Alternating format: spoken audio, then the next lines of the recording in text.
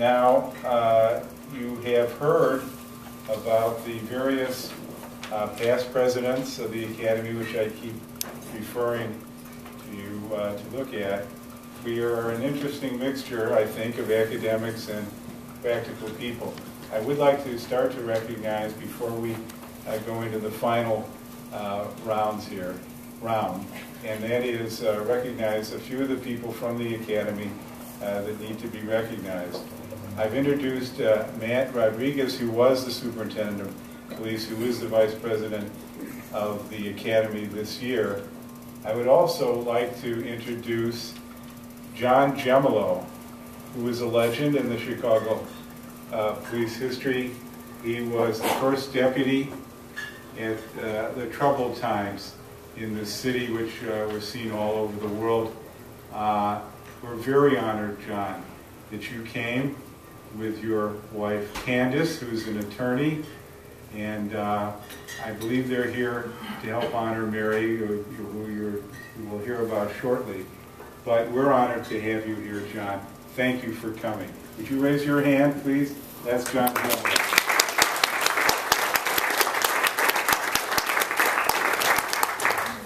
We have also someone who is guarding our streets even as we speak. He came in late, and so he didn't get his dinner, but I would like to recognize him. Captain Battridge. There are only a few captains in the Chicago Police Department. He has a battalion under his command. Captain Battridge, the handsome fellow there, is a graduate of the FBI Training Academy. He is in charge of the criminal justice program at Wright. It isn't enough that he's a captain in the police department. He also teaches at John Marshall.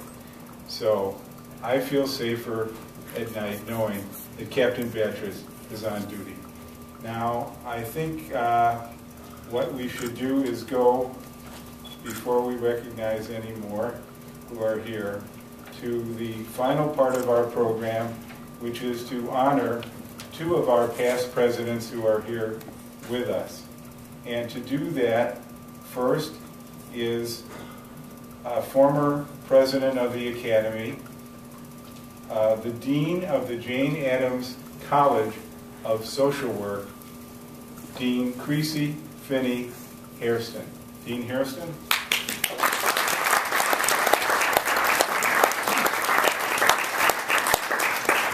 Now, believing that there was going to be a great snowstorm, and I knew that in a great snowstorm I would not travel from the south side. Here, I actually wrote some comments and emailed them to Ed so that he could read them. But since I'm here myself, I am now determined to read my comments. I am pleased to present past president and life member of the Academy, Mary Powers. Mary is, first of all, a wonderful mother and grandmother who raised, along with her husband Bill, 4 children, some of whom are here this evening. Mary's family, raise your hands.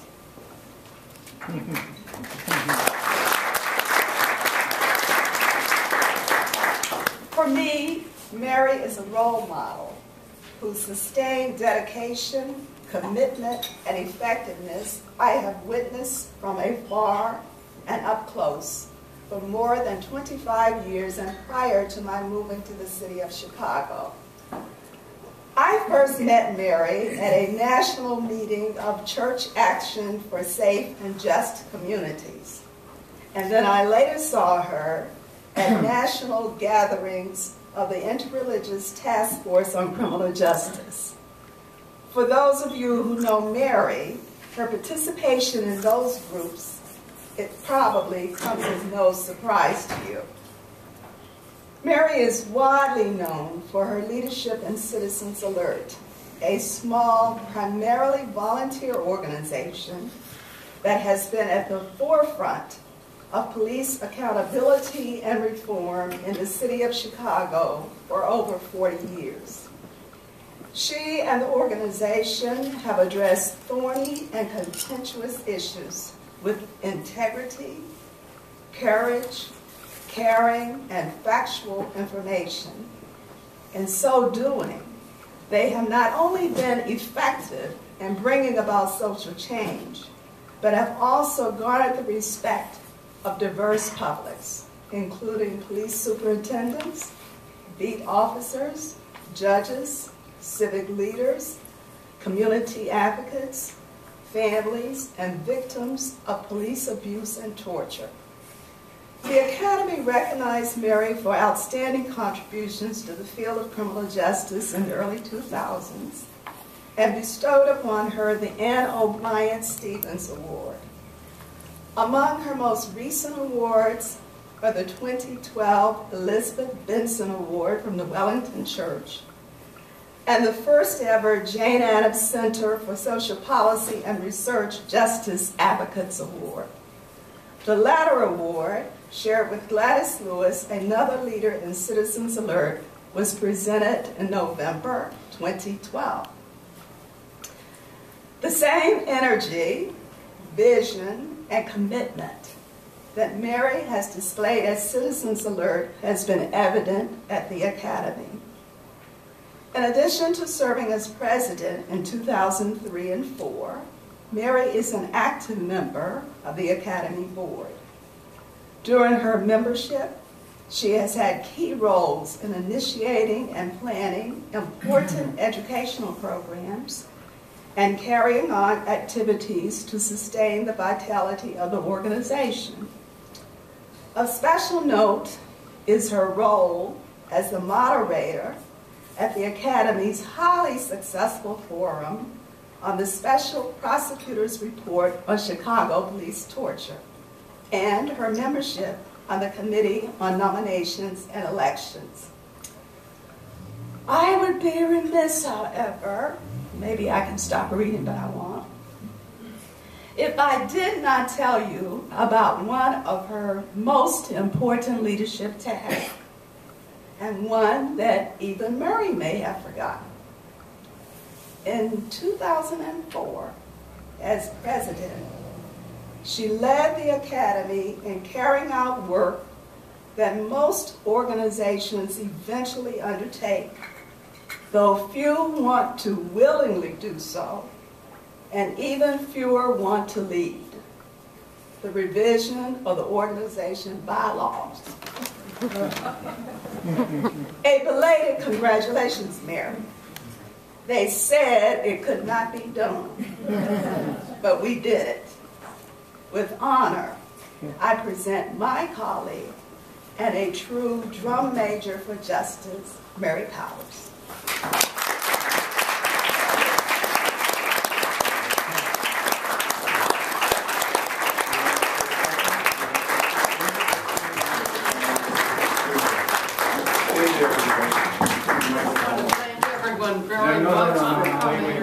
I'm honored by your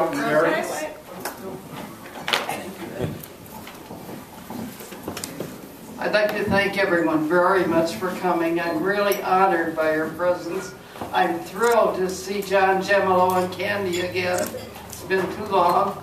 I have a special Academy association with them because John nominated me many years ago with nominating me for the Ann Stevens Award, which really activated me to get involved in the Academy again. I'd been way back in Ed Trumanhauser's time, had joined the Academy, was not terribly active, though I was interested but overcommitted to other things. And when John nominated me for the Ann Stevens Award, I felt, well, I'd better do something with this award and get pay back. So I've been trying to do that. I just had one other little thing I wanted to share, and that is when the last time I saw Norval Morris I was just becoming president of the Academy, and Norval said, I'm really pleased to see you becoming more active in the Academy, which thrilled me no end, because I'd known in a collegial sort of way, through Chicago Police Board meetings, had known Darwell for many years, and we interacted on a monthly basis there. And I was so pleased to have him, whom we all had admired so much, say he thought it was good that I was becoming involved. And it's just been a thrilling experience. I think of that so often. And I thank you very much for Creasie, where you went for the award, and your kind words. And thank you all for coming.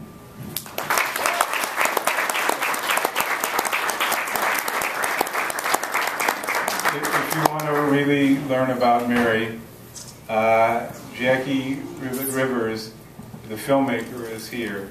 I saw the film that she did of Mary and Mary's organization, Citizens Alert, which she started decades ago with Gladys Lewis, and it is a very impressive testament to this woman who is a legend in criminal justice circles. And the fact that the head of a police watchdog group could have a former first deputy come to help honor her is a testament to how she can bring two ends together. Mary is terrific. Thank you, Creasie. And now our second honoree is going to be introduced by Elvis Slaughter, a former president of the Academy, and this is the part of the Academy that deals with penology. And Elvis, would you come forward, please?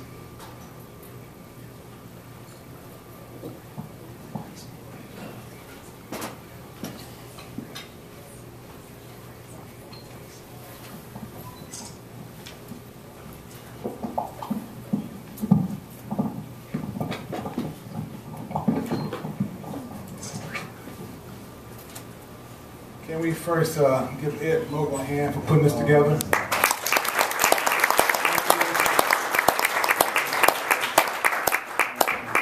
And also, we need to thank the professor. Yes.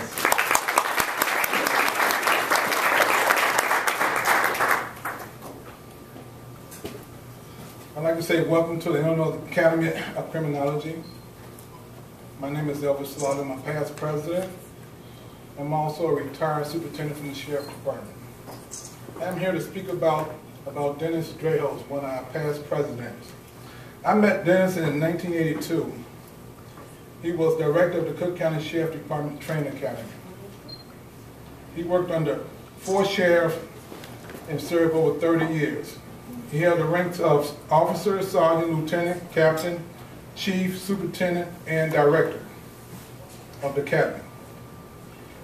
He grew up in Chicago in the back of the Yard neighborhood, and he retired from the Sheriff's Department in 2007. Before and during retirement, Dennis worked as a college instructor, campus security officer, school board member, and he's currently teaching in Iowa. He is also a member of the Knights of Columbus. Dennis is here with his wonderful wife, Nancy, and his mother-in-law, Judy. Can y'all raise your hand, please?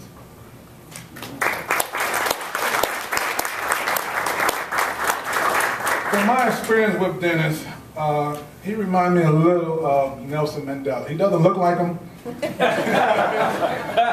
but he does remind me a little. He's very a forgiving person. That's what I mean.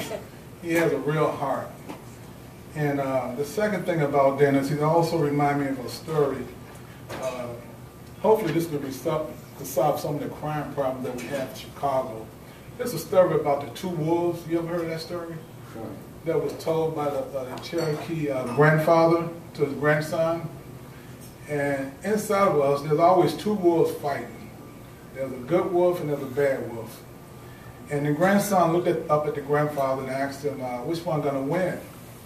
And the grandfather, the Cherokee Indian, looked at his grandson and said, which one you feed? So in other words, that I look at, being working in the jail, the prison system, and time a little bit in the correctional area, it's basically what you feed these kids. If you feed them the right thing, they will be productive. And so learning from Dennis, I could see he was fed the right thing. I'd like to welcome Dennis. Thank you.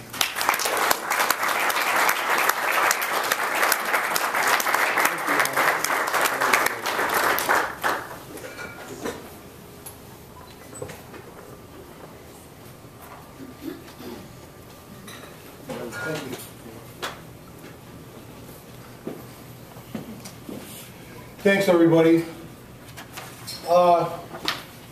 I'm glad that Ed asked me to share the honor tonight with Mary. He said that I should come along and really be part of the night so that we could fill the room, because Mary couldn't get enough people to come. Actually, it's just the opposite. My activity with the organization pales in comparison to Mary. She's a great woman, a great patriot, a great citizen. In meeting her and people like her, and Ed and many of the other past presidents, it's what inspired me through some of the tough times of my career at the Sheriff's Department. A lot of people forget about the correctional aspect of the criminal justice system. And when you are shown appreciation by people in civilian life, in organizations like this one, it kind of regenerates your efforts and regenerates your optimism that you are doing something worthwhile. Just a few little comments I had, if you bear with me. I did some research on the major parts of our program tonight. And I read a lot about you, Professor Nagin, and you've devoted your whole life to studying the topics that have to do with crime and punishment and corrections and policing. And for that I thank you and I congratulate you. And I've got a little tip for you coming up in June. I know you're going to be in Stockholm. I just wanted to tell you that the word gratis means congratulations in Swedish, and that vad ligger toaletten means where's the bathroom. Okay? Two of the most important things you should probably know. I would also like to, if a speaker goes a little bit long, one last thing. I would learn the phrase, Kunde jag ha min pris nu? Can I have my award now? So those things could be important to you. And in reading about Mary, and I did a lot of reading about her today, the things that described her and what I read about her were her persistence. Not that she pounded away with one swift, strong, killing blow, because what she was trying to accomplish couldn't have been done that way. But year after year of persistence, that is what is to be admired about her. And did you know, and I hope you don't get mad at me for saying this, I told you before when you came in, that Mary was a social worker for the Red Cross during World War II. During World War II. So she has had interest in other people and in this country and in the well-being of people her entire life. So really tonight's about you, Mary. It's not about me, it's about you. And I really congratulate you. And thank you. And you did one of the most important jobs too, by raising those 4 children.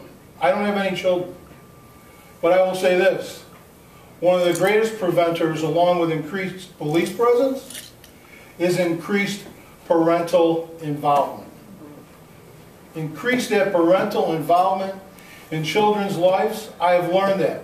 I've seen very valuable billboards, maybe you saw them too, up along the expressways here, put up by the sheriff, as a matter of fact, that says, spend time with your children now so I won't have to later. Very important. And only one last thing I'd like to say is that probably the most negative aspect of my job, the entire career that I had, was having to deal with the political aspect of things. And many of you know that from being in the positions you were in, and you held the departments that you held. But I will say this.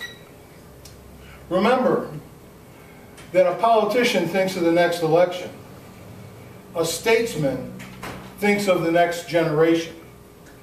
We need more statesmen in office rather than politicians. So I thank you, and I thank you. I thank everybody else. And Mary, like I say, this night is yours, not mine. Congratulations.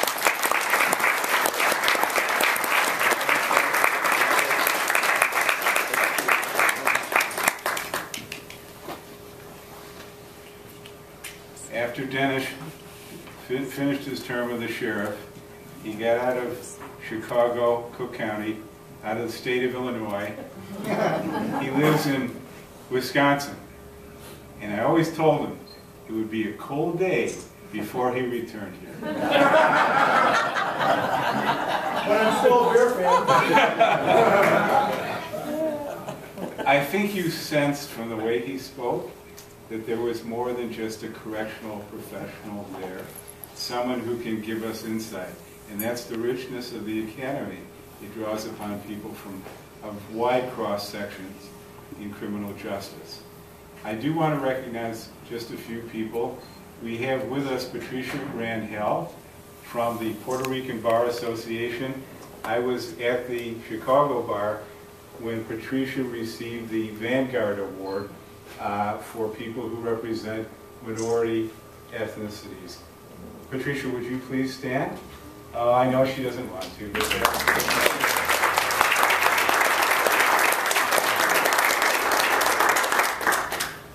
I told you that the Academy is a cross-section. We have a man in the back who was a past president, who is the author of how many books? 12? 16 books on true crime. He's a great historian of crime in Chicago. Richard Lindbergh, I ask you to stand.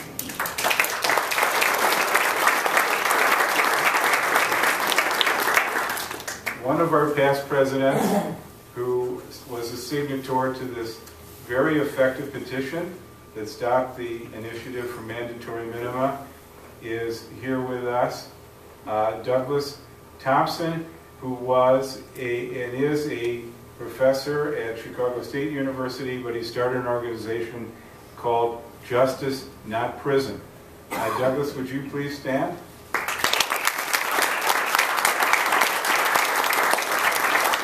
Another signatory to this petition is the professor of criminal justice and the director of the graduate program at Loyola in criminal justice, David Olson. David, would you please stand?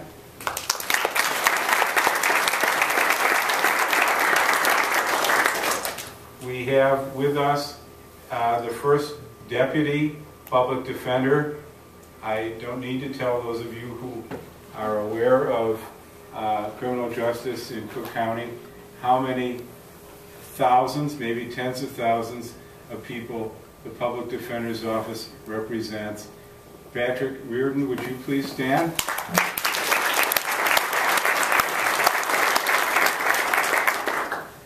The Dean of the Illinois Academy of Criminology is a past president who is here with his daughter.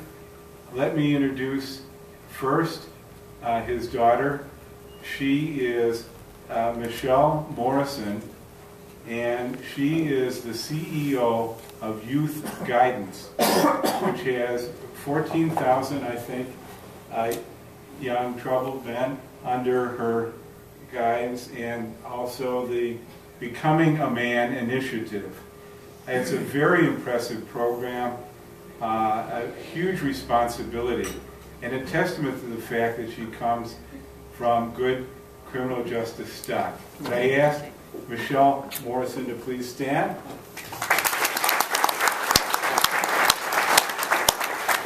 When I first joined the Academy, there was always a hand up at the end of every speech.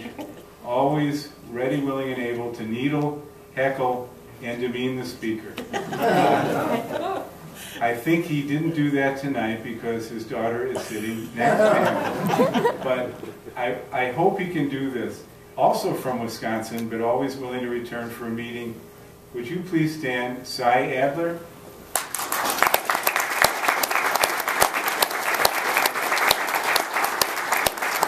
I'm lucky to sit, let alone stand. Thank you. There are words of wisdom from Cy.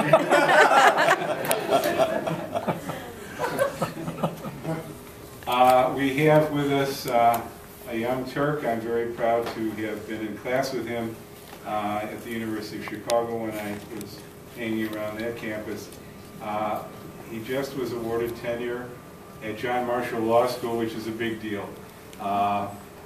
His area now is intellectual property, but his background was, or part of the work he did, was in the statistical analysis of judicial decision making. And he is extremely bright, and I'm sure his students will benefit from his depth of understanding of all relevant fields. He is, when he was at the University of Chicago Law School, he was a Bigelow Fellow. I want to ask him to please stand so we could recognize him. William Ford.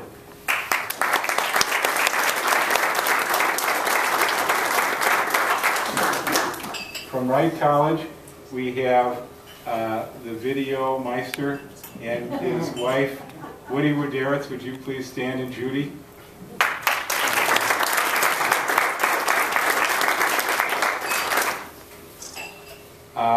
One of our active academy participants is a former Chicago policeman. He is now the head of the union of security officers at Wright, Mr. Fitzgerald. Would you please stand?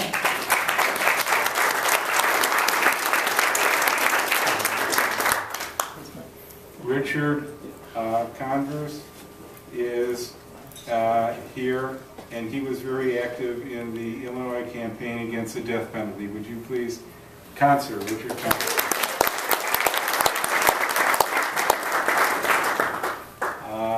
Tracy Boehm is here taking pictures from Windy City Times. Tracy, would you raise your hand?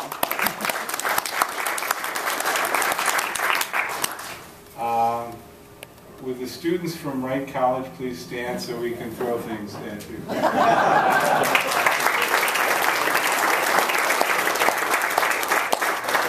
Those are Captain Batridge's students. They must like him.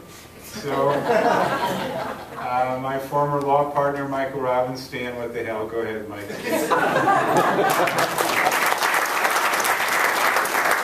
I'm the godfather of his first job. And I know I'm missing people. I'm sorry to do this, but I couldn't. I'm so glad to be among you and that you all came out on such a viciously cold night. Some of you will not be able to start your cars.